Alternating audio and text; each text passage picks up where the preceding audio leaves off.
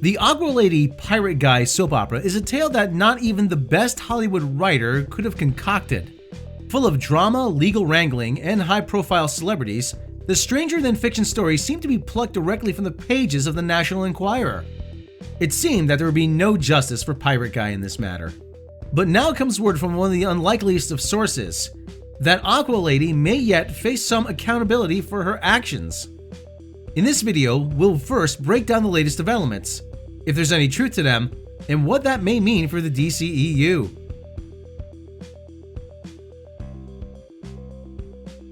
For those who may not have seen our previous videos on the matter, the short version is that once A-list Hollywood couple of Pirate Guy and Aqua Lady, who we refer to by those names because YouTube frowns on mentioning them, were undergoing divorce proceedings that would make the film The War of the Roses look tame by comparison.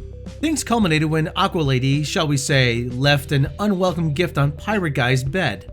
Her big mistake was leaving it for the cleaning lady to find and take a picture of as evidence. A moment captured by our resident artist, not some kid. The case of irritable bowel syndrome aside, there was also the tape of Aqua Lady gaslighting Pirate Guy, where she admitted to hitting him. This is not the first time Aqua Lady has found herself in trouble for such behavior. A former assistant to Aqua Lady claims that she had been mentally and physically abusive towards her, as well as Aqua Lady appropriating an incident where her assistant had survived the sexual assault, wherein Aqua Lady used the story for her own personal advantage. Aqua Lady was also charged with misdemeanor assault in a 2009 incident where she allegedly hit her then-girlfriend, Tasha Van Ree, in a Seattle airport. Fan outrage and the creation of an online petition that had amassed nearly 1.8 million signatures sent a clear message that Aqua Lady was not on the right side of history on this one. For some time, there seemed to be little movement on the story. Then a news item appeared in Forbes that seemed to go unnoticed at the time. On December 31st, 2020, Forbes pop culture writer Keith Flamer published a story that former Game of Thrones actress Emilia Clarke was selling her home in Venice, California for the sum of $4.4 million. Not an unusual story in and of itself, as celebrities tend to sell houses all the time with little or no fanfare. However, buried in the piece was an item that many missed at the time. Mr. Flamer writes, "Her badass Thrones role catapulted her to A-list status, leading to other physically demanding film roles as young Sarah Connor in Terminator Genesis and Kira in Solo: A Star Wars Story. She also signed on to replace Aqua Lady as Mera in Aquaman 2. Daenerys Kira Mera. Even her full name, Emilia Isabel Euphemia Rose Clarke, is a chore." How could this salacious detail have escaped notice at the time? Emilia Clarke replacing Aqua Lady? Surely this couldn't be true. Could it?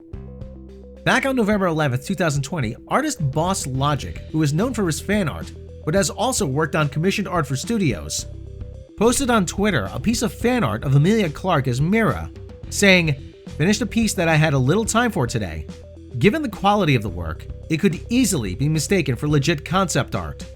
Yet Boss Logic never explicitly says if it was commissioned art or not.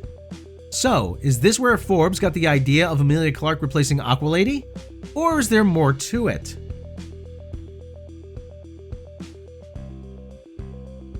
As usual, the information we are about to relay cannot at this time be independently verified.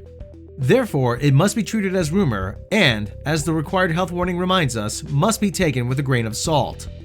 Andy Signor of Popcorn Planet spoke about the Forbes piece on his channel in a video published on February 24, 2021, in which he claimed that the information in the Forbes article wasn't true, as were the claims that Aqua Lady was being lined up for an HBO Max series centered around her character from Aquaman, Mera. Signor goes on to say that according to his sources, which as of yet cannot be independently verified, they claim that Aqua Lady has indeed been fired from Aquaman 2. As if that weren't enough, now comes news via the Australian website Sausage Roll that Aqua Lady has not passed her physical, as required by the studio in order to take out an insurance policy on her. For those who might be wondering, chronic constipation or irritable bowel syndrome was not the cause. According to Sausage Roll sources, it seems that Aqua Lady has put on a few pounds and is out of shape. That Aqua Lady would be out of shape after concluding filming for Zack Snyder's upcoming cut of Justice League seems highly unlikely. With the filming of Aquaman 2 not scheduled to begin until later this year, Aqua Lady would have plenty of time to get back into shape. It should also be noted that while she appeared in Justice League, Warner Brothers would have no obligation to remain committed to her beyond the Snyder Cut. So why fire her now? It would seem that after the very public divorce between Pirate Guy and Aqualady, and Aqualady stiffing the charity she pledged to donate her divorce settlement to, she has become far too toxic an asset for Warner Brothers to be saddled with.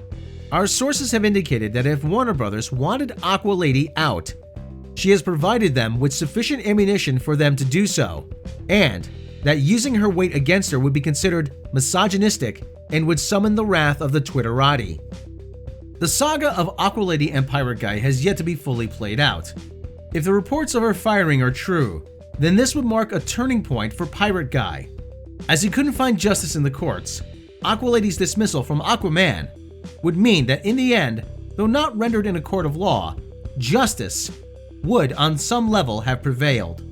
It would also mean that though the DC universe may be struggling on film, that ultimately in Hollywood, no matter your star power, you are replaceable. Let us know your thoughts on the ballad of Pirate Guy and Aqualady in the comments. And don't forget to check out the latest merchandise at our Midnight's Edge Mixed Tea store, where you can get your very own t-shirt by Midnight's Edge's resident artist, Not Some Kid. Link in the description.